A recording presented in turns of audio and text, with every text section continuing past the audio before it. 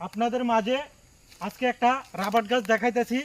Rubber গাছের বলে Poco, ঠিক আছে? পোকো মানে গাছ, আর আপনার এই রাবার মানে হলো গেতা, ঠিক আছে? রাবার মানে হলো গেতা। এই দেখেন রাবারগুলা, এগুলাকে বলে মালয়েশিয়া গেতা, ঠিক আছে? আর বাংলা ভাষা বলে এগুলা রাবার।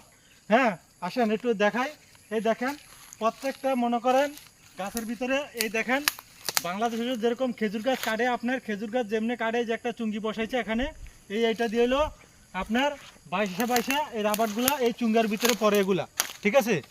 এই দেখেন একটু, এই দেখেন গাছটা একবার নতুন কাটছে। এইদিকে আসেন তো ক্যামেরাম্যান, একটু এই সাইড দেখেন, এই সাইডটা এই দেখেন, এই দেখেন রাবারগুলা কীভাবে আছে, এই দেখেন কীভাবে আছে আইসে, এই যে এখানে জমা হয় রাবারগুলা। এগুলো আপনার অনেক দিন ধরে নেয় না, তো এই জন্য মনে করেন রাবারগুলা জমে গেছে গা, ঠিক আছে? আর এই রাবারগুলা বিশেষ করে আপনার পাহাড়ি অঞ্চল, আপনারা জানেন মালয়েশিয়ার সবচেয়ে বড় বড় পাহাড় হলো মালয়েশিয়াতে। এই মালয়েশিয়া এই পাহাড় অঞ্চলই এই রাবারগুলার যে বাগানগুলা, এগুলো পাহাড়ের উপরে ওরা বেশিরভাগ আমদানি করে। আর মালয়েশিয়ার বিখ্যাত দুইটা প্রজেক্ট, সেই প্রজেক্ট হলো যা মালয়েশিয়া পাম বাগান, আর হলো যা আপনার রাবার বাগান, ঠিক আছে?